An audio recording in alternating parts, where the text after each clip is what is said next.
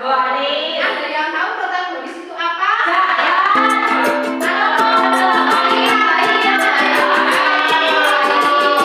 Antagonisnya ya. Tokoh yang protagonis apa? Dua ini tadi. Jadi di sini ibu akan membagi dua kelompok. Kelompok satu yang makan kelompok dua. Di sini ada 4 kegiatan, dibagikan kegiatan 1 dan 2 terlebih dahulu ya.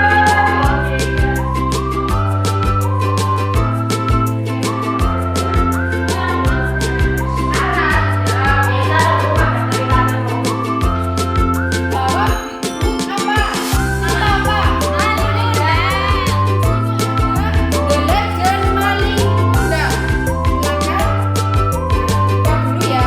Nanti di DKPD sebutkan siapa saja tokohnya. Ayo silakan peserta dibaca. Pada suatu hari ada seorang janda bernama Manderbaya yang tinggal hanya bersama anak laki-lakinya di sebuah perkampungan. Setelah kalian melihat cerita maling kuda, silakan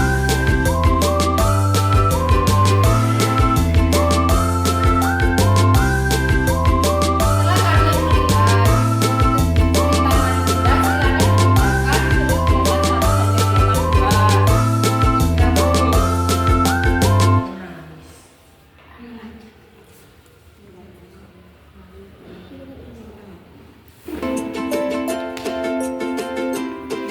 kegiatan 1 dan kegiatan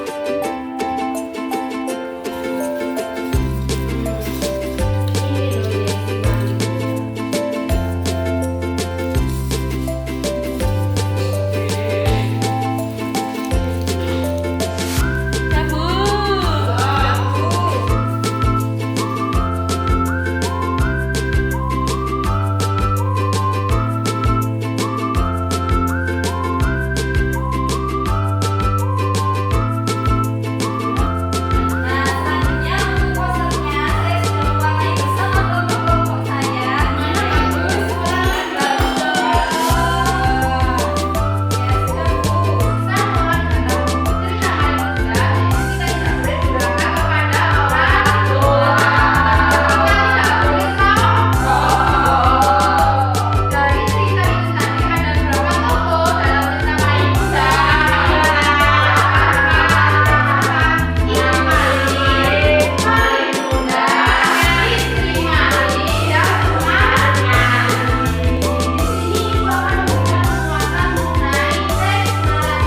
kelompok-kelompok saya. Pernahkah kamu membaca cerita Timun Mas atau kisah hidup Ki Hajar Dewantara? Jika pernah, artinya kamu sudah pernah membaca teks narasi. Teks narasi adalah jenis teks yang menceritakan suatu peristiwa berdasarkan urutan waktu atau kronologis. Teks narasi ada yang bersifat fiksi atau hayalan, misalnya dongeng, fabel, dan cerpen. Ada juga teks narasi yang bersifat non-fiksi atau kisah nyata, misalnya biografi. Teks narasi dapat dibuat untuk memberikan pengetahuan atau hiburan bagi pembaca. Lalu, apa ya ciri-ciri dari teks narasi? Dalam teks narasi terdapat tokoh, alur, latar tempat dan waktu, serta konflik atau masalah yang diangkat. Bagaimana struktur dari teks narasi?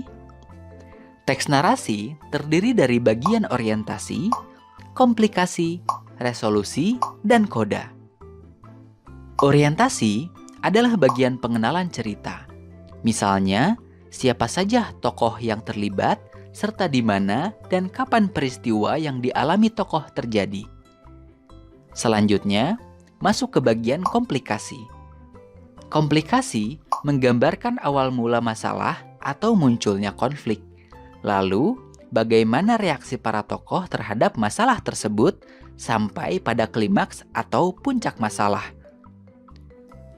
Setelah itu, barulah masuk ke bagian resolusi yang menggambarkan bagaimana para tokoh menyelesaikan masalah dalam cerita. Dan bagian yang terakhir adalah koda. Koda berisi pesan moral atau amanat yang ada dalam cerita. Bagian koda ini tidak selalu ada pada sebuah teks narasi ya. Agar lebih memahami teks narasi, yuk kita bedah contoh teks narasi singkat yang berjudul Kancil dan Kawanan Buaya. Pada suatu hari yang terik, seekor kancil tengah berjalan-jalan di dalam sebuah hutan. Ia terlihat menyusuri hutan seorang diri untuk mencari makanan karena persediaan makanan di dekat tempat tinggalnya sudah mulai berkurang. Saat tengah asyik menyusuri hutan, ia melihat pohon timun yang sedang berbuah lebat. Sayangnya, pohon itu berada di seberang sungai. Sungai itu pun dipenuhi oleh buaya-buaya besar. Tetapi kancil tidak kehilangan akal. Ia mempunyai ide untuk menghadapi kawanan buaya yang terlihat besar dan garang. "Halo buaya, apa kabar kalian?" tanya kancil pada sekawanan buaya. Tiba-tiba, buaya yang berukuran lebih besar dari kawanannya muncul ke permukaan. "Siapa yang berisik mengganggu tidur siangku?" Buaya tersebut tampak murka. Buaya yang lain pun ikut menyahuti dengan ketus sapaan si kancil. "Mau apa kau kancil? Mau menjadi santapan kami?" Mendengar ancaman tersebut, kancil tidak gentar sama sekali. Kancil malah menjawab, "Tenang dulu buaya, aku kesini membawa pesan dari sang raja hutan. Jadi jangan dulu engkau memakanku." Dengan tatapan ingin tahu, buaya-buaya itu pun penasaran dengan pesan yang dibawa oleh kancil. Raja hutan memintaku menghitung jumlah buaya di seluruh sungai karena raja ingin memberikan hadiah. Nah, sekarang panggillah teman-temanmu biar aku bisa menghitung jumlahnya, ujar kancil mencoba mengelabui. Buaya-buaya tersebut pun bergegas memanggil teman-temannya. Mereka tampak senang dan tidak tahu bahwa kancil sedang memperalat mereka. Buaya-buaya tersebut kemudian berbaris rapi di permukaan sungai. Setelah kawanan buaya itu berbaris, kancil lantas melompat sambil menghitung buaya. Namun ternyata itu hanya siasat cerdik si kancil agar bisa menyeberangi sungai yang dipenuhi kawanan buaya. Buaya menjadi marah dan geram dengan kancil. "Dasar kancil licik, awas kamu ya, lain kali akan kumakan kau." Kancil akhirnya berhasil menyeberangi sungai dan selamat dari kawanan buaya. Kancil langsung berlari ke arah kebun timun untuk mengambil makanan kesukaannya. Kancil yang kecil dan sendirian ternyata bisa mengalahkan kawanan buaya yang besar dan kuat. Semua itu berkat kecerdikan yang dimiliki oleh kancil. Nah, setelah kamu menyimak dongeng kancil dan kawanan buaya, apakah kamu sudah bisa menentukan struktur dari teks tersebut? Yuk kita bahas satu persatu. Bagian orientasi terdapat pada paragraf pertama. Bagian ini memperkenalkan tokoh kancil yang sedang mencari makanan di hutan pada siang hari. Bagian komplikasi terdapat pada paragraf-paragraf berikutnya. Bagian ini menunjukkan awal mula masalah ketika kancil menemukan pohon timun yang berada di seberang sungai. Tetapi sungai tersebut dipenuhi oleh buaya. Sampai akhirnya kancil menemukan cara cerdik untuk bisa menyeberangi sungai dengan aman. Bagian resolusi terdapat pada paragraf berikut. Bagian ini menunjukkan bagaimana kancil menyelesaikan masalahnya, yaitu dengan cara mengelabui buaya.